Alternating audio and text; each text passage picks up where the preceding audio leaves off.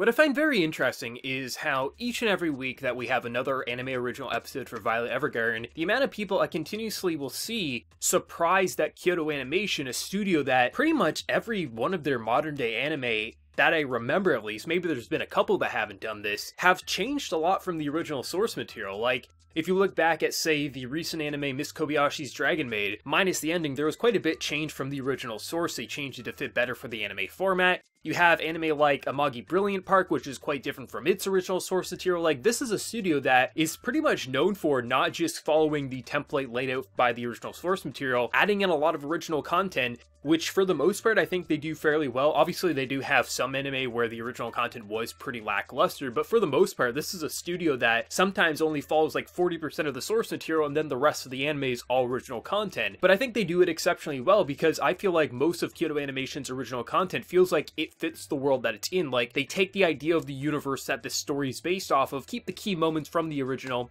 implement it to the anime, but make their own story out of it. And I always find Kyoto Animation, they're not even one of my favorite studios, but I respect their craft and how they like approach their anime, how they train their animators. And I think the original content, like, this isn't a Violet Evergarden thing, this is a common Kyoto Animation thing. And I'm just curious because I don't remember seeing this much backlash in terms of original content from a Kyoto Animation project as Violet Evergarden has had, and I know of quite a few of their series that were very popular and changed a lot from the original source material. And I know I keep coming up here every week and talking about this, and I don't mean to sound like a broken record, but I do have new viewers who will come to just one episode review, and if I don't lay this out, then they just get mad that I like the show, so I have to reiterate this, so do forgive me if you are a regular viewer. But I just find it interesting. Like, I will say, this episode content, I didn't find that interesting for the most part. There definitely was aspects I really enjoyed with this episode, but this was the weakest episode for me. But I still enjoy what Kyoto Animation is doing for this series, and this is only a 2-novel series, so, and the fact that this is a 14-episode anime, I really don't think adapting 2 novels is going to take that much, and maybe they only will adapt 1 novel's worth of content and the rest will be original, but as long as it feels like it fits the show, like we saw over these original episodes, Violet progress as a writer. I do think that the jump of her being skilled enough to write love letters for basically a marriage that is set to bring peace to 2 different countries, it's a bit of an extreme jump. Granted, they did say that she's wrote a ton of letters,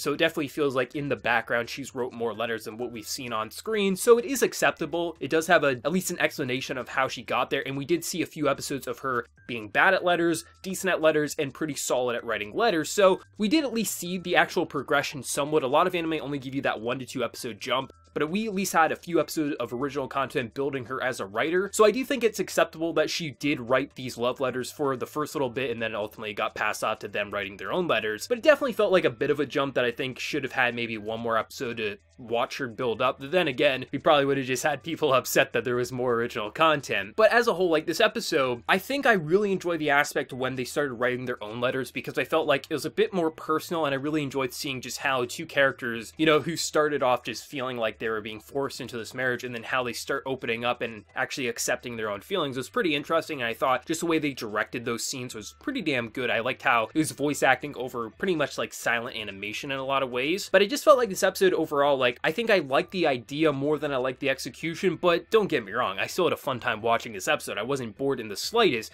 I was just more interested in the idea of what it was going for rather than some of the more mundane scenes. But something that was kind of unexpected was the age for Violet when it got dropped, because apparently she's only roughly 14. Now granted, anime has made how many little girls pass for like 100 years old, so I am at least appreciative of the fact that they went the opposite route. And then again, when I was in 6th grade, there was someone I knew who probably could have passed as a 9th or 10th grader, so I guess visually it kind of makes sense and it could happen, but it actually makes even more sense, I think, for Violet's character because of how just hard it is for her to grasp human emotions. So the fact that she is actually still a kid, it actually makes even more sense with how robotic she was, especially when she was just a soldier in the military. But what makes me even more interested now that we know her full age was, what was this, like, commander's love for her? Because we know that he said, "I love you, Violet," but there's many forms of love. Was this more of a big brother to little sister love, a father to daughter, or did he actually love her in a romantic way? Because based on this episode, it seems like culturally, if we're taking into account this prince and princess, I think the princess was more or less Violet's age and the prince was 10 years older. So I'm wondering if, like, technology-wise, it feels like we're set in the early 1900s, but it seems like culture-wise, it's almost like the 1800s or the 1700s based on how like the royalties and marriage is working. So it'll be interesting to see like the route they went with it, like as we learn more about the two's relationship. I believe his name was Gilbert, if I'm not mistaken, the guy who supposedly has died off screen. We still don't know what happened to him ultimately. Can't wait to see where ultimately that leads us. But it's interesting just some of the more subtle information drops, and I know some people are saying like, well, why don't they just adapt the original content?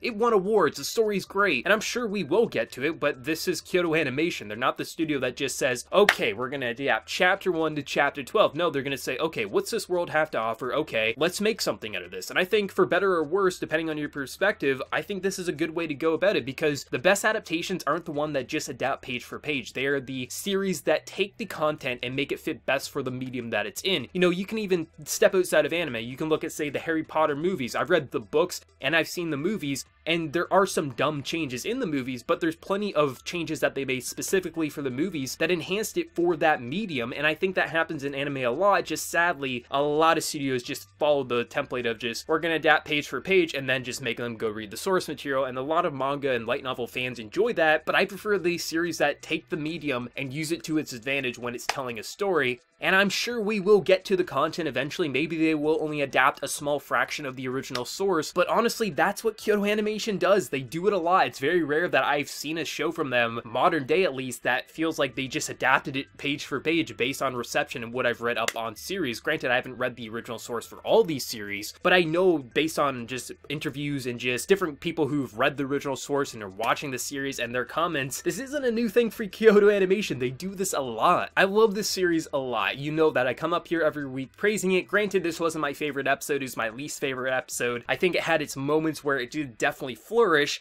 I think the best parts were definitely the kind of like writing letters back and forth when it was handwritten, and also just the information about Violet and just more about the cultural society and how this is working. But I definitely felt like it did drag a little too much for me. But even with that said, I still love the show. It's still my favorite of the season, and I can't wait to see where they're gonna go. I expect we're gonna have more original content next week, and that's fine. I trust Kyoto Animation, and I don't just blindly trust them. They aren't I'm not a Kyoto Animation fanboy. Most of their shows aren't even in my favorites list, but I do love the studio for what they produce, and when they have just kind of misses in terms of series, I call it out. I don't love everything they've done, but I just adore what they're doing with Violet Evergarden. Even though this wasn't my cup of tea for an episode, not every episode is going to wow me. It's very rare where there's a series that is just flawless. I don't have an issue with any single episode. I'm sure there'll even be a couple more episodes that maybe don't wow me, but I still have a fun time with, and that's okay. As long as the series overall continues to impress me, that's all I want from this show. But let me know your thoughts. What did you think of this episode? What was your favorite point, and how excited are you for episode 6 next week? Let me know your thoughts, and before we leave, smack that like button, share your support. If you're new to the channel, be sure to subscribe. So until next time, everyone, please take care and have a good one.